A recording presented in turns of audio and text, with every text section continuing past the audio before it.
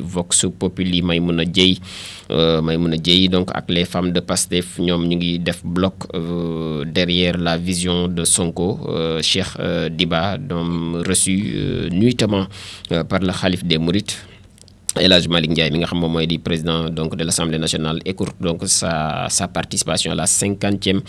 session bu l'APF fële ca Paris pour daal di ñibbisiwaat ci Dakar donc ginnaaw coow loolu la ñëwaat na ci bu baax a baax moom mi di Vox Populi des na ci Barthélémy Diaz mi nga xam mi ngi disqualifié le leader de Pastef de la présidentielle de 2029 moom Barthélémy Diaz daal nee na Sonko warul bokk. Sonko est inéligible pour 2029 il a été condamné et il sait très bien qu'il est inéligible ne daal Sonko warul bokk ci élection yi 2029 yi xam na ne dañ ko condamné te xam na ni moom falluwul ci élection yu 2029 Tahirou Sarr moom it di woowaat le président Diomaye à agir avec responsabilité mu ngi ci xët bu njëkk bu Vox Populi. L'Observateur itam ci mutisme bi nga xam ne am na face aux propos de Ousmane Sonko maanaam cell gi nga xam ne am na ci kàddu Ousmane Sonko yi. Diomaye le silence lourd de symbole ne daal celluk Diomaye gi bëri na loolu muy wund mu ngi ci xët bu njëkk bu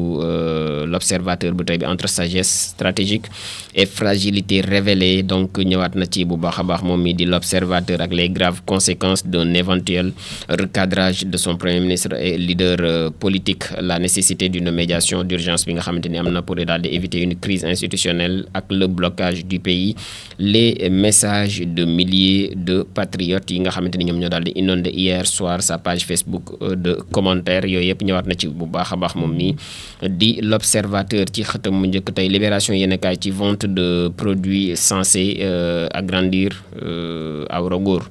donc donner du tonus yokk doole ak yokk kàttan éviter donc la perte des cheveux entre autres. ñoom division de cybersécurité ñoom ñëwaat nañ ci cybercriminalité jaat na ci démanteler une pharmacie noire boo xamante ni yooyu rek la doon jaay au cœur du Point E mi ngi woon fële ca Point E donc ñoom daat nañ leen mujjee démanteler par la division de cybercriminalité. moom Libération yéen a kaay ci la daal di xëy xaatim. Les Échos yéen a kaay ci ginnaaw 5 jours de garde à vue moom Badara Gadiaga fixé aujourd'hui dañ ko xam fa muy wante di mujjee ki gëtam tey une mobilisation. Annoncé nañ ko ses avocats di craindre nag le pire ba noppi di dénoncer ces conditions de détention ne daal conditions yi ñu ko téye ñoom avocats yi baaxul benn yoon. ñëwaat na ci bu baax a baax moom Les Échos yéen a kaay retour aussi bu premier ministre fële ci assemblée nationale en cas de rupture avec Diomaye Barth tirage wala sax trace une ligne rouge à Sonko moom Barthélémy Diaz moom it addu ci actualité bu réew mi ak ginnaaw sortie bu premier ministre bu nag où je le trouve dans l'Assemblée ou bien on l'y trouve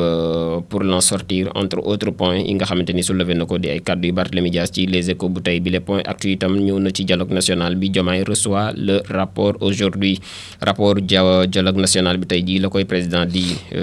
jot bu ñu sukkandikoo ci point actu waaye moom point actu des na ci réponse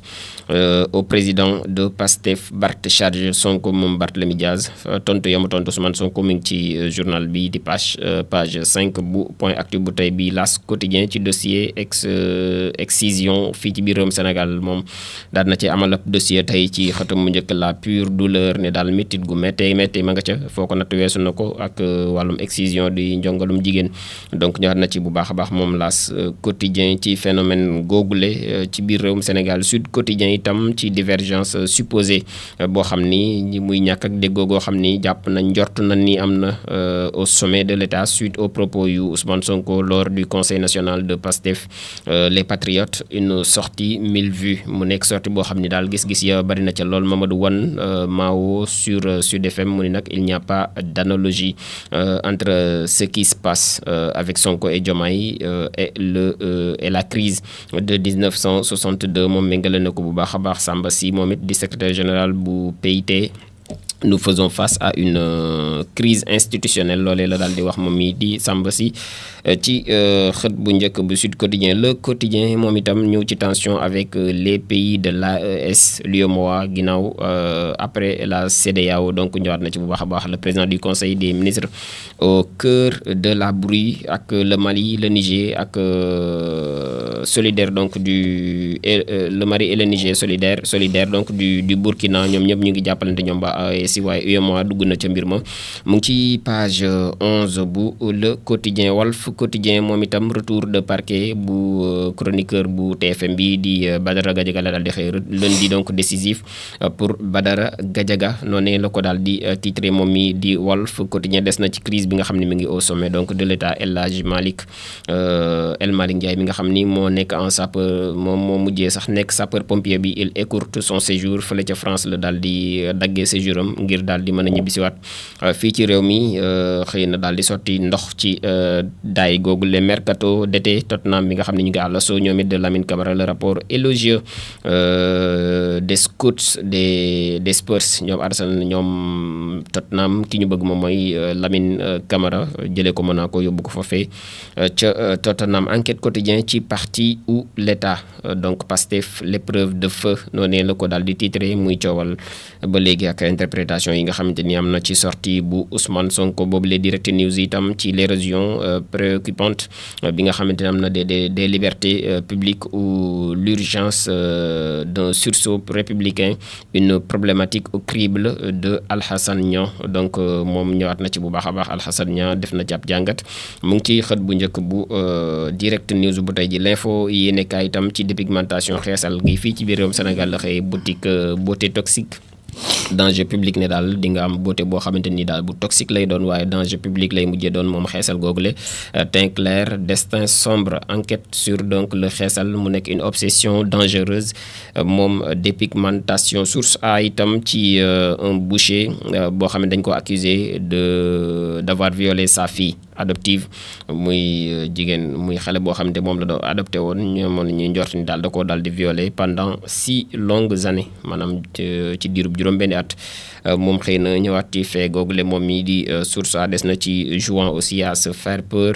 depuis Paris Barthélémy Diaz di allumé kii di Ousmane Sonko moom tontu na ko fële depuis Paris moom it di Barthélémy Diaz l'évidence ci visite nocturne fële ci Touba bu Cheikh Diba la daal di xëy Diba et le tollé mbir yi mujjee naa siiw donc ñëwaat na ci bu baax a baax moom l'évidence mbirum LBS trading di Serigne Momat Soxna ak bizarrerie sur une arrestation bi nga xamante ne am na ci ñëwaat na ci bu baax a baax moom itam di l'évidence yéene kaay tribune itam des na ci l'expert Ndiaga Sylla bi nga xamante ni moom sur la polémique autour du mandat de député du leader de PASTEF moom mandat député bu nga xamante ni Ousmane Sonko daal na koy addu donc mu ni les portes de l'Assemblée nationale définitivement fermées à Sonko ne daal bunti Assemblée nationale moom fi ni tëjal nañ ko kii di Ousmane Sonko ñëwaat na ci bu baax a baax moom expert boobee di Ndiaga Sylla moo ko daal di interdit aussi de voir leurs clients les conseillers